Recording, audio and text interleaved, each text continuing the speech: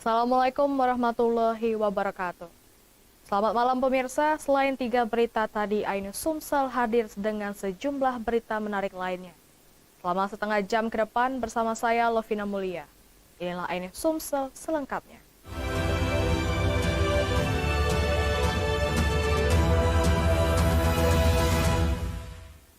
Kita awali berita pertama pemirsa. 2 pekerja bangunan tertimpa cor beton proyek pembuatan drainase di Desa Air Pao, Kecamatan Batu Raja Timur, Ogan Komering Ulu. 1 orang tewas dan 1 orang kritis. Diduga pembangunan proyek tersebut tidak standar dan dikerjakan asal-asalan. Polsek Batu Raja Timur bersama personel TNI Damkar dan masyarakat sekitar melakukan evakuasi korban kecelakaan kerja pembangunan drainase berlokasi di belakang panti asuhan Asfab di Jalan Lintas Sumatera, Lorong Serasa, Desa Air Pao, Kecamatan Batu Raja Timur, Ogan Komering Ulu, Jumat kemarin. Diduga pembangunan proyek tersebut dikerjakan asal-asalan dan tidak menggunakan material yang berkualitas. Akibatnya, saat pekerjaan hendak melakukan pembongkaran mal yang dipasang, bangunan itu ambruk menimpa 2 pekerja. 1 diantaranya tewas terjepit di runtuhan cor dan 1-nya mengalami luka berat, patah di beberapa bagian tubuh. Kedua korban berhasil dievakuasi hampir 1 jam lebih oleh petugas damkar, polisi, TNI, dan masyarakat setempat. Kejadian itu kemarin, bangunan ini kemarin langsung runtuh, Pak. Ada sebagian dari pihak dari tukang kemarin minta tolong. Jadi kami dari warga sini kemarin langsung ke lokasi, posisi sudah roboh bangunannya, Pak. Sudah tertimpa. Ya, udah timpa. Yang satunya patah kaki, yang satunya kemarin itu posisinya ketimpa semua badannya, Pak. Nah, posisi tinggal leher aja kan. Korban Adi Putra warga Lorong Oksindo, RT 07, RW 02, Kelurahan 1 Ulu, Seberang Ulu 1, Kota Palembang, meninggal dunia usai dirawat intensif di Rumah Sakit Umum Ibnu Sutowo Batu Raja. Sementara Irwan Sah M, Seberang Ulu 2, Kota Palembang, mengalami luka berat. Dari Ogan Komering Ulu, Widori Agustino Ainus melaporkan. Seorang ayah di Kecamatan Talang Kelapa, Kabupaten Banyuasin, tega membunuh anak tirinya. Hanya gegara sang anak tidak mau makan saat disuap makan. Beginilah detik-detik penangkapan seorang ayah bernama Dewa, warga Desa Gasing Laut, Kecamatan Talang Kelapa, Kabupaten Banyuasin. Pelaku ditangkap unit reskrim Polsek Talang Kelapa saat dirinya tengah bersembunyi di rumah saudaranya usai membunuh anak tirinya yang masih berusia 2,5 tahun. Di hadapan polisi, tersangka mengaku kesal terhadap anak tirinya karena tidak mau disuap makan. Korban tewas setelah dipukuli pelaku dengan kondisi mengalami memar pada kedua matanya, punggung, serta perut. Karena saya tuh mau suapin dia makan, Pak. Dia tidak mau kan, susah dikasih makan kan. Susah disuapin kan. Jadi terjadilah seperti itu, Pak. Di mana pelaku inisial DW adalah bapak tiri korban sendiri yang memukul korban sehingga mengakibatkan korban luka memar di bagian kedua belah bola mata, punggung, perut, dan dada yang mengakibatkan korban AS meninggal dunia di rumah. Motif pelaku sendiri kesal terhadap korban AS, anak tiri yang tidak mau makan atau menurut. Tersangka dijerat dengan Undang-Undang Perlindungan Anak Pasal 80 KUHP serta Pasal 351 KUHP dan diancam hukuman selama 15 tahun penjara. Dari Banyuasin, Ahmad Saipul, Ainus melaporkan. Jual aset milik Yayasan Batang Hari 9 berupa sebidang tanah, Harobin Mustafa, mantan Sekda Palembang, ditetapkan sebagai tersangka ditahan penyidik Jaksa Kejati Sumsel. Tim penyidik bidang pidana khusus Kejaksaan Tinggi Sumatera Selatan menetapkan 3 orang tersangka dalam perkara dugaan tindak pidana korupsi. Penjualan aset milik Yayasan Batang Hari 9 berupa sebidang tanah seluas 3,646 meter persegi di Jalan Mayor Ruslan, Kota Palembang. Salah satunya mantan Sekretaris Daerah Kota Palembang Harobin Mustafa, kemudian USG selaku penjual aset, dan YHR mantan Kepala Seksi Pengukuran dan Pemetaan BPN Kota Palembang. Asisten Pidana Khusus Kejaksaan Tinggi Sumatera Selatan Umar Yadi mengatakan kerugian negara berdasarkan laporan hasil audit terhitung kerugian negara atas dugaan korupsi penjualan aset Yayasan Batanghari 9 sebesar 11,76 miliar rupiah. Para tersangka dengan bermodus operandi menertibkan sertifikat tidak sesuai dengan ketentuan dan memanipulasi data terhadap objek dan membuat keterangan identitas palsu. Dengan inisial 1 USG selaku penjual aset ditetapkan sebagai tersangka. Kemudian yang kedua, tersangka dengan inisial ARD selaku mantan Sekretaris Daerah Kota Palembang tahun 2016. Dan kemudian yang ketiga, yaitu tersangka inisial YHR selaku mantan Kepala Seksi Survei Pengukuran dan Pemetaan Badan Pertanahan Kota Palembang tahun 2016. Usai ditetapkan tersangka, ketiganya langsung ditahan di Lapas Pajo Palembang. Dari Palembang, Guntur Ainus melaporkan.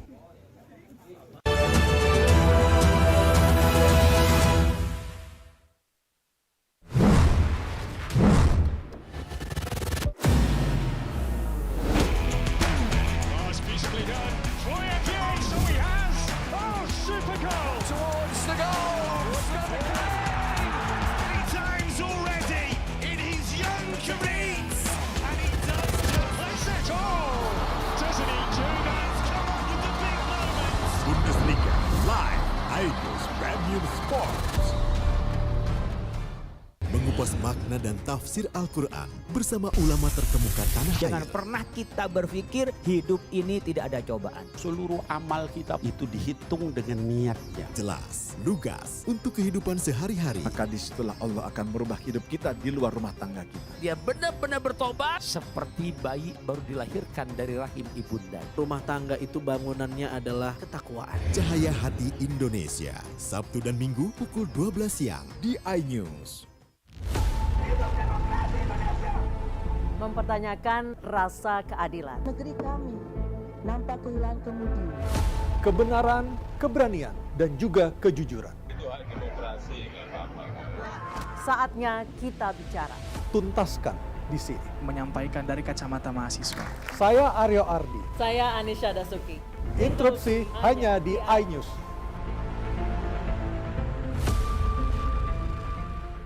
Temani weekendmu bersama program kuliner spesial. Kalaparan, eksplor gokil wisata kuliner. Tempat makan yang jarang terekspos. Food Diary, mengupas sejarah kuliner, hidangan viral dari Nusantara sampai mancanegara. Mantep banget, mantep banget.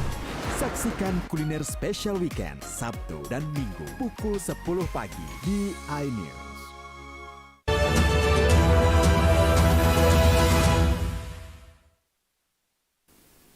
Kades Rikembang, Kecamatan Muara Kuang, Kabupaten Ogan Ilir. Akhirnya angkat bicara setelah dirinya viral dilaporkan warganya. Kades mengaku hal itu bermula dari perangkat desanya yang dinonaktifkan. Akhir-akhir ini Kades Rikembang, Kecamatan Muara Kuang, Kabupaten Ogan Ilir menjadi hangat di perbincangan lantaran viral di pemberitaan akibat laporan warga terkait realisasi dana desa yang ada. Tudingan warga itu pun disangkal oleh sang oknum Kades Rikembang, Epan Nurhadi. Tudingan itu dinilai sama sekali tidak benar. Ia pun siap membuktikan dan berani bertanggung jawab atas kebenarannya. Karena realisasi dana desa sudah sesuai prosedur dan peruntukannya, bahkan dirinya juga sudah diperiksa dan dipanggil APH termasuk Inspektorat Ogan Ilir, Kejari dan juga Tipikor. Laporan itu diakui kepala desa bermula dari adanya oknum perangkat desanya yang dinonaktifkan dan masih berkaitan dengan kemenangan dirinya sebagai kepala desa. Kedepan, warga diminta untuk mendukung penuh kinerja kepala desa demi untuk memajukan desa Srikembang sendiri. Saya sebenarnya keberatan masalah tudingan itu, kenyataannya tidak benar juga itu Pak. Menurut saya di belakang saya ada istri saya, wakil perangkat juga ada, juga BPD di sini. Itu sudah semuanya benar Pak, sesuai dengan RAP yang kami lakukan. Dari Kabupaten Ogan Ilir, Fitriadi iNews melaporkan. Seorang wanita di Mamuju Tengah, Sulawesi Barat mengamuk dan menganiaya kekasihnya hingga terluka. Diduga aksi penganiayaan dipicu masalah utang piutang.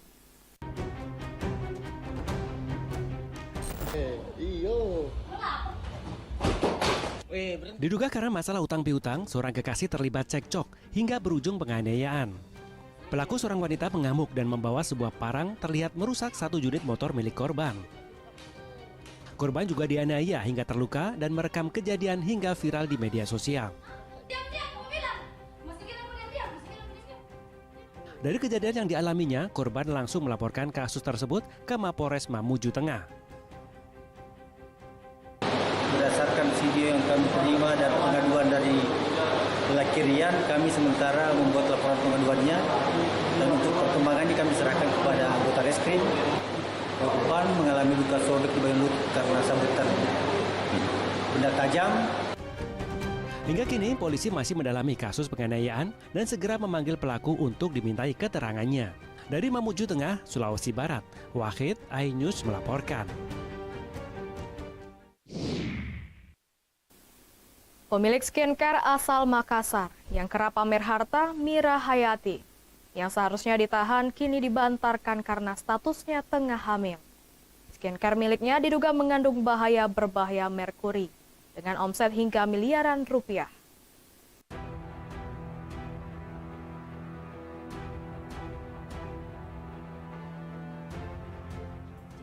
Mira Hayati, pemilik produk skincare ini kerap pamer harta, termasuk gemar membeli dan memakai perhiasan emas. Di beberapa postingan di akun media sosial, ia juga kerap bagi-bagi uang. Gaya hidup mewah Mira Hayati kini tak lagi bisa dinikmatinya setelah ia ditetapkan sebagai tersangka bersama Agus Salim dan Mustadir Daeng Sila. Namun karena kondisinya tengah hamil, Mira Hayati dibantarkan ke Rumah Sakit Ibu dan Anak, sementara Agus Salim yang sesak nafas dibantarkan ke Rumah Sakit Ibnu Sina. Hanya Mustadir Daeng Sila yang ditahan. Yang TSK AS ini dia mengeluh sesak nafas dan nyeri dada. Kemudian yang TSK HM ini mengeluh sakit karena dia sementara hamil. Demikian. Tetap dilakukan pengawasan terhadap kedua TSK ini. Ada anggota yang melekat di TSK tersebut. Ketiga owner skincare baru ditahan setelah 2 bulan lebih ditetapkan tersangka. Dalam kasus ini, polisi bersama Balai Besar POM Makassar menyita 6 jenis produk kosmetik diduga mengandung merkuri yang berbahaya. Dari Makassar, Sulawesi Selatan, Wahyu Ruslan, iNews melaporkan.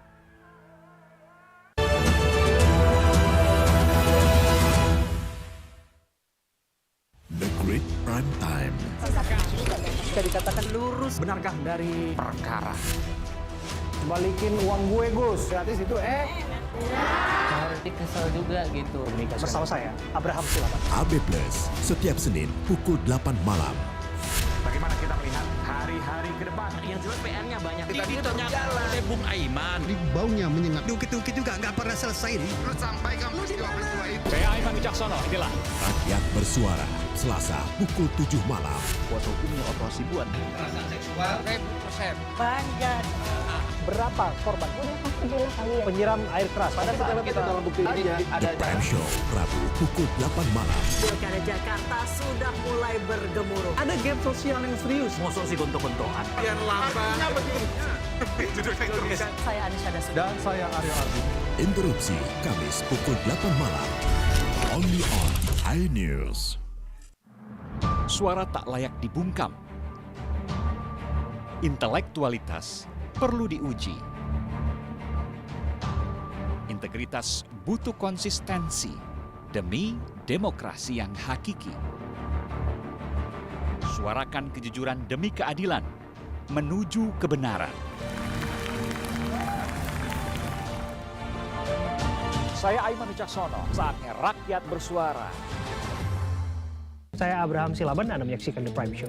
Investigasi eksklusif. Atau pencabulan, tapi ini udah arah ke pedofil dan juga menciptakan. Mengupas isu-isu terhangat. Uang donasi ini milik saya. Agus bersedia nggak untuk media? Saya tanya sama Agus. Semua tanya akan dijawab dengan tuntas dan berkelas. Kok bisa begini? Masuk dalam sebuah perangkap psikologis. Modusnya hampir sama dengan yang The Prime Show setiap Rabu pukul 8:30 malam di iNews. Morning Update Senin sampai Jumat pukul 7 pagi di iNews. Mengupas makna dan tafsir Al-Quran bersama ulama terkemuka tanah air. Jangan pernah kita berpikir hidup ini tidak ada cobaan. Seluruh amal kita itu dihitung dengan niatnya. Jelas, lugas untuk kehidupan sehari-hari. maka disitulah Allah akan merubah hidup kita di luar rumah tangga kita. Dia benar-benar bertobat seperti bayi baru dilahirkan dari rahim ibunda. Rumah tangga itu bangunannya adalah ketakwaan. Cahaya Hati Indonesia, Sabtu dan Minggu pukul 12 siang di iNews.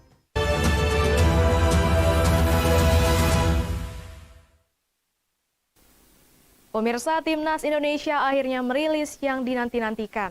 Bertema Indonesia Pusaka, jersey ini menampilkan desain klasik modern dan elegan.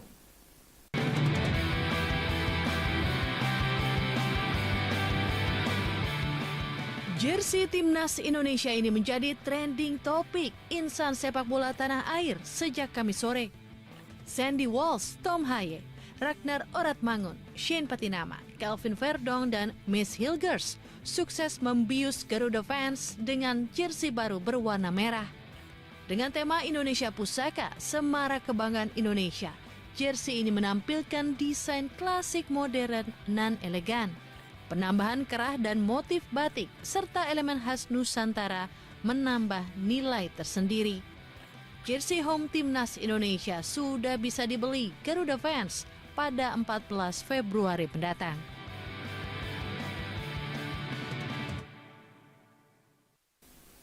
Momen Tahun Baru Imlek dimanfaatkan seorang ibu rumah tangga di Kota Palembang dengan membuat puding warna-warni bertemakan Imlek. Meskipun baru pertama kali, usahanya mendulang sukses dengan animo positif dari konsumen dan menjadi cuan pendapatan keluarga. Berikut liputan selengkapnya.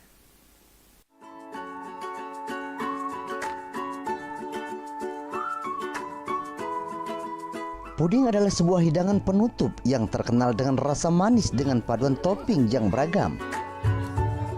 Di Kota Palembang, ternyata puding bisa dijadikan sebagai hadiah untuk perayaan Imlek. Seorang ibu rumah tangga di Kota Palembang yang mencoba peruntungan membuat puding warna-warni spesial Imlek. Dengan bahan-bahan seperti agar-agar, gula pasir, garam, gula, susu cair, dan air. Berkreasi membuat puding buatannya semenarik mungkin dengan topping dan hiasan khas Imlek. Cara membuatnya, masukkan agar-agar, gula pasir, garam, susu cair, dan air, lalu aduk seluruh bahan sebelum api dihidupkan. Hidupkan api, aduk adonan sampai mendidih. Setelah mendidih, aduk perlahan untuk menghilangkan uap panasnya. Bagi adonan menjadi dua untuk diwarnai. Tuang pewarna ke dalam adonan lalu aduk rata. Selanjutnya, tuang salah satu adonan yang sudah diwarnai ke dalam cetakan. Tunggu sampai setengah set. Selanjutnya, tuang kembali adonan dengan warna yang berbeda. Diamkan sampai setengah set. Ulang kembali dengan cara yang sama hingga cetakan penuh. Berikutnya, keluarkan dari cetakan dan beri topping sesuai dengan yang diinginkan. Puding siap dihidangkan.